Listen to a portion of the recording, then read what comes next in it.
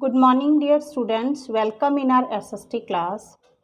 बेटा हम geography book कर रहे थे, उसका आज हम थर्ड चैप्टर शुरू करेंगे जो कि है मोशंस ऑफ द अर्थ। ठीक है, आज हम थर्ड चैप्टर शुरू करने जा रहे हैं, मोशंस ऑफ द अर्थ। धरती के कौन कौन से मोशंस हैं ये बेटा आपने फिफ्थ में भी किया हुआ है। फिफ्थ में आपको चैप्टर था movements of the Earth, same ही है, चाहे धरती की मूवमेंट्स कह लो चाहे मोशंस कह लो। ठीक है, धरती की गतियाँ, जो धरती मूव करती है किस तरीके से वो मोशन करती है, ठीक है, वो आज हम शुरू करने जा रहे हैं। तो इसमें आपको क्या बताया हुआ है, कहते जो हमारी धरती है वो टू टाइप्स की मूवमेंट करती है। ठीक है, the earth has two types of motion. आपके लेसन में शुरू में ही लिखा हुआ है, अभी एज यू नो क्यों लिखा हुआ है, क्योंकि आप फिफ्थ में पढ़ चुके हो ये चीज़। वो कौन सी दो मूवमेंट्स हैं, रोटेशन और रेवोल्यूशन। ठीक है, रोटेशन का मीनिंग क्या होता है? हाँ जी, रोटेशन मीन्स होता है दैनिक गति। ठीक है, जो मतलब वो एक दिन में अपना मूवमेंट कंप्लीट कर लेती है उसको बोलते हैं रोटेशन, दैनिक गति। और रेवोल्यूशन क्या होता है? वार्षिक गति। जिस मूवमेंट में, जिस मोशन में धरती को पूरा एक साल लग जाता है, एक वर्ष लग जाता है, उसको बोलते हैं रेवोल्यूशन। अब हम देखते हैं कि धरती किस तरीके से मूव करती है। एक तो धरती बेटा अपने ही एक्सिस पे, अपने ही धुरे पे घूमती है। ठीक है, अपने ही धुरे पे घूमती रहती है, तो वो है उसका रोटेशन, दैनिक गति। जब वो सूर्य के इर्द गिर्द चक्कर लगाती है, ठीक है, सूर्य के इर्द गिर्द चक्कर लगाती है, ये आपकी बुक में 19 पेज नंबर पे दिया हुआ है। मैं आपको पिक दिखाती हूँ अभी। यस, ये देखिए, ये है सन। ठीक है, और धरती इसके इर्द गिर्द चक्कर लगा रही है ना, तो ये उसका क्या हो गया? रेवोल्यूशन। ठीक है, जब धरती अपने ही एक्सिस पे, यहाँ पे भी वो घूम रही है, घूम तो वो यहाँ पे भी रही है अपने एक्सिस पे, अपने एक्सिस पे भी घूम रही है, और साथ की साथ वो रेवोल्यूशन भी कर रही है। ठीक है, तो ये समझ में आ गया आपको रोटेशन और रेवोल्यूशन। आगे है, धरती जो है कहते हैं एक फिक्स्ड पाथ के जरिए, ठीक है, एक निश्चित रास्ता है, ऑर्बिट है, ऑर्बिट होता है फिक्स्ड पाथ, उसके ज़रिए वो सूर्य के इर्द गिर्द चक्कर लगाती है। ये नहीं है कि उसके पास अलग अलग रास्ते हैं, भी वो कभी किसी रास्ते से जाती है कभी किसी रास्ते से। नो, जो धरती है वो एक ही ऑर्बिट से, ठीक है, एक ही ऑर्बिट से इस प्रकार सूर्य के इर्द गिर्द चक्कर लगाती रहती है।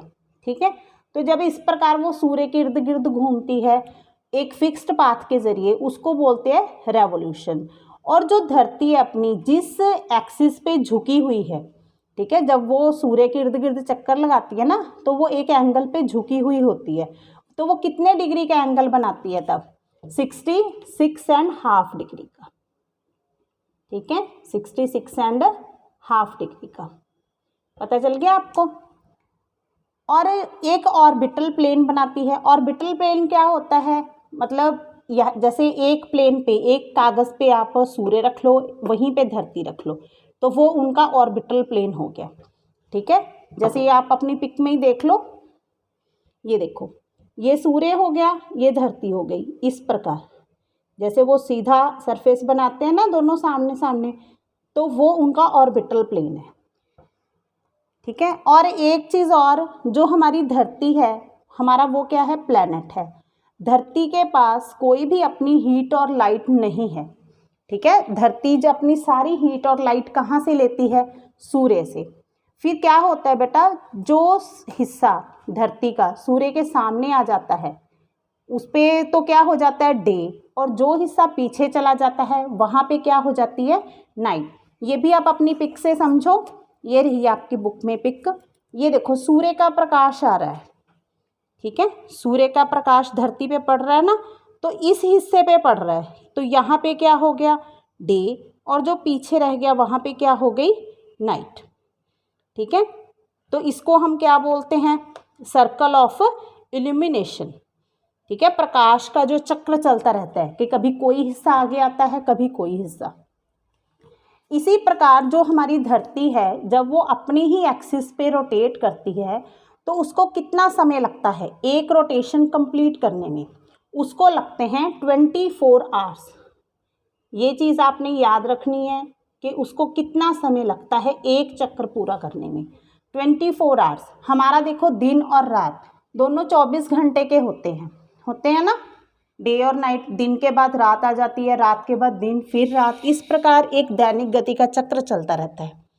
तो धरती को इस पीरियड को क्या कहते हैं? अर्थ डे। यही उसका डेली मोशन ऑफ द अर्थ है, इसी को हम रोटेशन कहते हैं। नेक्स्ट है हमारा रेवोल्यूशन। इतना तो पता चल ही गया आपको कि रेवोल्यूशन क्या होता है। जब धरती सूर्य के इर्द गिर्द चक्कर लगाती है, अपना एक वर्ष पूरा करती है 365 दिन और 1/4 दिन में, ठीक है, 365 दिन और पूरा 1/4 दिन लेके वो सूर्य के इर्द गिर्द चक्कर कंप्लीट करती है। क्योंकि कहते हैं इसमें 6 घंटे को हम इग्नोर कर देते हैं, हम ओनली 365 दिन ही बोलते रहते हैं कि साल में। लेकिन देखो लीप ईयर में फरवरी में कितने डेज आते हैं? 29 ना, है ना, एक दिन ज़्यादा आता है ना, 4 साल बाद आता है ना। तो जो एक दिन ज़्यादा आता है, ठीक है, वो 1/4 हिस्सा होता है। तो पूरे कितने दिन बनते हैं? 365, 1/4 दिन। तो धरती को सूर्य के इर्द गिर्द चक्कर लगाने में इतना समय लगता है। ये देखो 1/4, 1/4, 1/4, 1/4, 4 सालों में 1/4, 1/4 जब वो इस तरीके से चक्कर लगाती है तो 4 सालों के बाद पूरा एक दिन कंप्लीट हो जाता है, ठीक है। तो फिर वो 4 सालों के बाद लीप ईयर आता है, ठीक है।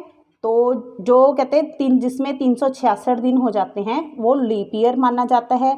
उस दिन साल में फरवरी में 29 डेज होते हैं। और एक आपके पॉइंट है एलिप्टिकल ऑर्बिट, ठीक है। एलिप्टिकल ऑर्बिट क्या होता है? हाँ जी, एलिप्टिकल ऑर्बिट को समझेंगे कि धरती जो है वो सूर्य के इर्द गिर्द एलिप्टिकल ऑर्बिट में चक्कर लगाती है। एलिप्टिकल ऑर्बिट क्या होता है बेटा? जब धरती कहते हैं ओवल शेप में, अंडाकार शेप बनाते हुए सूर्य के इर्द गिर्द चक्कर लगाती है तो वो एलिप्टिकल ऑर्बिट होता है। चाहे वो मून है, चाहे जितने भी प्लैनेट हैं जो सूर्य के इर्द गिर्द चक्कर लगाते हैं, वो सारे एलिप्टिकल ऑर्बिट से ही लगाते हैं। ऑर्बिट तो समझ आ गया ना आपको, रास्ता, ठीक है, मतलब इसको तो रास्ता बोलते हैं। एलिप्टिकल ऑर्बिट होता है जिसके ज़रिए वो सूर्य के इर्द गिर्द चक्कर लगाते हैं। ये देखो आपकी बुक में दी हुई है ना पिक का, ये सूर्य हो गया, ये इसके इर्द गिर्द जब धरती चक्कर लगा रही है तो वो एलिप्टिकल ऑर्बिट के तहत लगा रही है, ठीक है।